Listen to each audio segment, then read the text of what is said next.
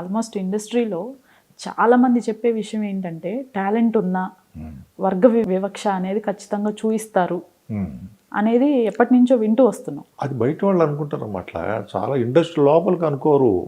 లోపల ఏమవుతుందంటే ఇప్పుడు ఒక ఫంక్షన్ చేస్తున్నాం అనుకోండి, లేకపోతే మా అమ్మాయి పెళ్లి చేయదలుచుకున్నాను, ఒక 4 కుర్రాళ్ళని చూస్తాం. 4 కుర్రాళ్ళలో మన బంధువుల అబ్బాయికి ముందు ఎక్కువ ప్రిఫరెన్స్ ఇస్తామా ఇవ్వమా? కరెక్ట్, ఇస్తాం కదా. ఇండస్ట్రీలో ఇప్పుడు నిర్మాతలు కానీ వీళ్ళు కానీ ఒక వర్గం వాళ్ళు ఉన్నారనుకో, వాళ్ళ సర్కిల్లో ఉన్నవాళ్ళు రోజు కలుస్తున్న వాళ్ళు ఎవరో ఒకడు అదే క్యారెక్టర్కి నేను పనికొస్తాను ఆయన పనికొస్తాడు అన్నప్పుడు ఆయనకి ప్రిఫరెన్స్ ఇవ్వటంలో తప్పే ఉంది. అలా ఇస్తారు తప్పితే కాదు మనవాడు కాదు కాబట్టి ఈ వేషానికి మనవాడినే పెట్టుకుందాం, ఆయన కోట శ్రీనివాసరావు మనకు వద్దు అనుకుంటే సినిమా ఇండస్ట్రీ ఎక్కడ ఉంటుందమ్మా? కోట్ల మీద తీసేది. ఏ వేషానికి ఎవరు సూట్ అవుతారో, ఎవరు బాగా ప్రజలకి నచ్చుతారో అని చూస్తే వాళ్ళనే పెట్టుకుంటారు తప్పితే మనవాడని పెట్టుకోరు. అది భ్రమ, చాలా భ్రమ. అది ఉంటుంది. ఇప్పుడు నేను చెప్పా కదా ఇందాక, ఏదైనా మ్యారేజ్ చేస్తాను మా బంధువుల్లో వాడికి ప్రిఫరెన్స్ ఇస్తాం కదా, అట్లా ప్రిఫరెన్స్ ఇస్తారు అంతేగాని పెట్టుకోకూడదని అట్లా లేదు. మరి అల్లు రామలింగ గారు ప్రతి సినిమాలో ముందు ప్రాధాన్యమైన వేషం హీరో తర్వాత ఆయనకే ఇస్తారు విశ్వనాథ్ గారు కదండి. అందుకని ఎవడో ఒకడు చెబితే 10 మంది అదే అనుకుని నిజం అనుకుని అంటుంటారు. అది అంతకంటే ఏం లేదు. మీకు బాగా కోపం వచ్చిన సందర్భాలు ఏంటి ఈ ఇండస్ట్రీలో ఉన్నప్పుడు? ప్రదర్శించి ఉంటాను కదా, అందుకనే కదా బ్రహ్మానందం చెప్పాడు నీకును దీనికి పడదరా నీకు అని చెప్పిన మాట వాస్తవమే కదా. అది అది మీరు తాతావతారం సినిమాకి వెళ్ళినప్పుడు అట్లా ఉండేది. నాకు డైరెక్టర్ గారు కూడా నాకు మా ఊరు వాడే, మా ఇంటి పక్క వాడే కాబట్టి బాగా సోషల్ ఇది ఉండేది. దాంతో కొంచెం కోపంతో ప్రదర్శించాను బహుశా. అప్పుడు బ్రహ్మానందంకి అంత కోపం రాదు. చాలా చాలా చమత్కారంగా వదిలేస్తాడు వచ్చినా కూడా పాపం ఆయన. అందుకని ఆయనకి అట్లా రాదు. నాకు వచ్చి ఉంటుంది అప్పుడు. అదే ఈవెన్ విలన్ గా కూడా చేశారు. అది మంచి అదృష్టం. అదే సూర్యుడు సినిమాలో అంత అసలు మన మీద నా మొహం మీద విలన్ ఏం పడుతుంది అని అనుకుంటే వాళ్ళు అందరూ. ముత్యాల సుబ్బయ్య గారు అది ప్రూవ్ చేశారు. బాగా తీశారు ఆయన, బాగా ఎస్టాబ్లిష్ అయ్యేట్టుగా బాగా. ఇప్పటికీ చాలామంది ఆ సినిమా చూసిన పెద్దవాళ్ళు అందరూ ఉంటారు, అన్నం పెట్టిన వాళ్ళకి విషం పెట్టి చంపుతా ఉంటాయి అన్యాయం అది అంటుంటారు పెద్దవాళ్ళు. అట్లా ఎక్కింది ఆ సినిమా, ఆ వేషం. అదే మళ్ళీ టీవీలో చేశాను. టీవీలో ఎండమూరి వీరేంద్రనాథ్ తులసిదళం అని అందులో నెగిటివ్ రోల్ పైడి తల్లిని ఆ రోల్ చేశాను. తులసిదళం సార్ ఒకటి అవార్డు కూడా, దానికి అవార్డు కూడా వచ్చింది. నంది అవార్డు వచ్చింది. ఈ మూవీస్ అన్ని అయిపోయిన తర్వాత ఆల్మోస్ట్ మ్యాక్సిమం లీడ్ క్యారెక్టర్స్, మంచి సపోర్టింగ్ రోల్స్ చేసుకుంటూ వస్తున్న టైంలో ఆ తర్వాత చిన్న చిన్న పాత్రలు కొన్ని చేశారు. పూజారి గెటప్స్ కానివ్వండి, ఇవి కొన్ని మూవీస్లో ఒక కంటిన్యూస్గా ఒక 3-4 అవే చేసుకుంటూ వచ్చారు. ఆ ఫేజ్ నుంచి మళ్ళీ బయటకు వచ్చేసారా? వచ్చాను నేను అనుకుంటున్నా. కానీ ఇంకా వెంటాడుతూనే ఉన్నాయి అవి ఇప్పటికి కూడా కాల్స్. ఎందుకంటే మీరే చెప్పారు ఇందాక, రాజమౌళి గారు కూడా అన్ని సినిమాల్లోనూ వేషం కంటిన్యూ చేశారు.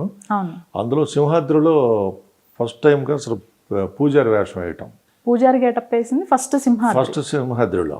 సింహాద్రి 300 రోజులు సినిమా ప్రజలందరూ మెచ్చుకున్నారు దాన్ని. సో ఈ సెంటిమెంట్ అనేది బాగా బలంగా ఉంటుంది సినిమా ఇండస్ట్రీలో. ఈ పూజారి సుబ్బరాయ శర్మ ఇతనైతే బెటర్గా ఉంటాడు, కొంచెం భాష గీష బాగుంటుంది అనేసి అప్పటి నుంచి ఆ వేషాలు రావటం మొదలుపెట్టాయి. కృష్ణారెడ్డి గారు SI DIG మాయలోళ్ళు ఇచ్చినప్పటి నుంచి మొత్తం ఆ వేషాలు రావటం మొదలుపెట్టాయి.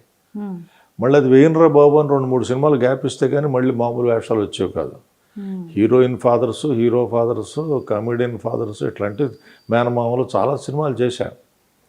ఇక్కడి నుంచి సింహాద్రి దగ్గర నుంచి మాత్రం ఎక్కువ ఇవే రావడం మొదలుపెట్టాయి. కానీ ఆ రాజమౌళి గారు వెంటనే మళ్ళీ వేషం మార్చి ఇచ్చారు. మర్యాద రావును చూసుకుంటారు, హీరో బాబాయ్, ఆ వేషం వేరు అసలు. అట్లాంటిది ఇందులో అదేంటది మగధీరలో హీరో గురువు. సో వాటికంటే ఇంపార్టెన్స్ ఉన్నటువంటి వేషాలు ఇచ్చి మళ్ళీ ఆయన మార్చారు కూడా. అయినా వీళ్ళు ఒప్పుకోవట్లేదు, హీరో గారితో కాంబినేషన్ సార్ అది కొంచెం బాగుండాలి సార్ అట్లా అయితే అది ఇది అని చెప్పేసి అక్కడి నుంచి నేను మానుకున్నా. చాలా సినిమాలకు ఆఫర్లు వచ్చాయి, మానుకున్నాను. నేనేమన్నానంటే ఇంపార్టెన్స్ ఏమైనా ఉంటే దానికి ఆ వేషానికి ఊరికే దీవించడానికి లేకపోతే పెళ్లి కూతురుని తీసుకురావండి అని చెప్పడానికి అయితే నాకు అంత ఇంట్రెస్ట్ లేదండి ఆ వేషాల మీద, వెయ్యను. ఇంకా ఇంపార్టెన్స్ ఉంటే చెప్పండి అన్న. అట్లాగే నాగార్జున గారి మేకప్ ఆయన చంద్ర ప్రొడ్యూస్ చేస్తూ పంచాక్షరి అనే దాంట్లో మంచి ఇంపార్టెన్స్ ఉన్న వేషం అది. త్రూ అవుట్ మూవీ ఉంటాను, ఒక సాంగ్ ఉంది, అంత అటువంటివి ఏమిటో వేస్తాం. ఊరికే కూర్చొని ఇది అక్షంతలు కలపడానికి దానికి ఎందుకు నేనని నా ఉద్దేశం అన్నమాట. అందుకని వేయదలుచుకోలేదు అవి. జనరల్గా ఈ గెటప్స్ పెట్టి కామెడీ చేసేవి కూడా ఉన్నాయి, అవి కూడా ఉంటాయి, అవి నాకు నచ్చవండి. ఓకే, అందుకని ఇవి వచ్చినాయా సార్ మీకు ఆఫర్స్ వచ్చినాయా ఈ రోల్స్కి సంబంధించి? అట్లా హేళన చేసే వేషాలు నాకు ఓకే రాలేదు. కానీ ఈ మధ్య ఒక సినిమా ఆఫర్ వచ్చింది, అది 6 months బ్యాక్ వచ్చింది. ఒక గనిలో ఉండేటువంటి చిన్న గుడి ఏదో ఉంటే ఆ గుడి పూజారండి అంటే ఓకే మంచిదే. ఏం చేస్తాడు వాడు సినిమాకి ఏమిటి ఇది అంటే, అబ్బాయి ఏం లేదండి, విలను అక్కడికి వచ్చి అందరిని కొడుతుంటాడు, గుడిని కూడా పగలగొట్టపోతే మీరు అడ్డం పడితే మిమ్మల్ని తోసేసి నేల మీద పడేసి మీ కాళ్ళ మీద తన్ని చేస్తాడండి, అంతకంటే ఏం లేదు. కొత్త హీరో కాదనుకుంటా, సితారా మూవీస్ వాళ్ళది అది. అది నేను చెప్పాను, వేయలేనండి, నాకు ఏజ్ 75 years, కింద పడేసి తన్నేసి నేను చేయలేనని చెప్పేసి బయటకు వచ్చాను. అది అందులో ఇంపార్టెన్స్ ఏం లేదు అప్పుడు, ఏం లేదు. అఖండాలో నేను ఆ పంతులు గారికి డబ్బింగ్ చెప్పింది నేనే ఫస్ట్. ఆయన సుబ్రహ్మణ్యం గారు అని ఆయన వేషానికి నేను డబ్బింగ్ చెప్పించారు. సేమ్ బాలకృష్ణ గారితో కూడా చేశాను మూవీస్ 3 చేశారా సార్? 2-3 చేశాను. అదే 3 movies వరకు చేశారు. ఆయనతో ఎలా ఉండేది మీ అసోసియేషన్? చాలా జోవియల్గా ఉంటాడు అసలు. జనరల్గా భయపడతారని లేకపోతే కొంచెం కోపంగా ఉంటారని? అసలు లేదండి, అట్లా ఏం లేదు. ఆయన ఓకే, అట్లా ఆయన ఓ చోట కూర్చుంటారు, ఆయన వేషం వస్తే లోపలికి వెళ్తారు, మాట్లాడుతుంటారు. ఆయనకి ప్రొడ్యూసర్స్, నెక్స్ట్ ప్రొడ్యూసర్స్ వాళ్ళు వీళ్ళు మాట్లాడుతుంటారు. అసలు భయపడడానికి ఇది కానీ ఆయన దగ్గరికి వెళ్ళడానికి టైం ఎక్కడ ఉంటుంది మనకి? సరే సెట్లోకి వచ్చిన తర్వాత మాత్రం మళ్ళీ చూసుకుంటారు ఆయన. అదే రాఘవేంద్రరావు గారి మన ఈ సినిమా పాండురంగ మహత్యంలో వేషం వేసి వాడు భజన అయిపోయిన తర్వాత ఈయన వచ్చి తాగేసి బయటకు తోసేస్తే వెళ్ళిపోతుంటే ఒక డైలాగ్ ఏదో చెప్పాలి అని చెప్పి ఇలాంటి వాళ్ళంతా ఏదో అయిపోతారు అన్నట్టు డైలాగ్ అనమాట. ఓకే అన్నారు రాఘవేంద్రరావు గారు. బాలకృష్ణ గారు శర్మ గారు వెళ్ళారండి, అని వేస్తే బాగుంటుంది కదా ముందు అని అన్నాను సార్. అన్నాను సార్, కరెక్ట్గా చెప్పారు మీరు, అదే ఆ ఫ్లోలో వచ్చింది సార్. వెరీ గుడ్ అప్రిషియేట్ చేస్తాడు. అది నిజంగా అనాల్సినటువంటి సిచ్యువేషన్ అది. అన్నప్పటికీ ఆయన సంతోషపడ్డాడు. ఆ తర్వాత ఇంకో ఆయన సొంత డైరెక్షన్లో వేషం ఇచ్చారు నాకు. ఆయన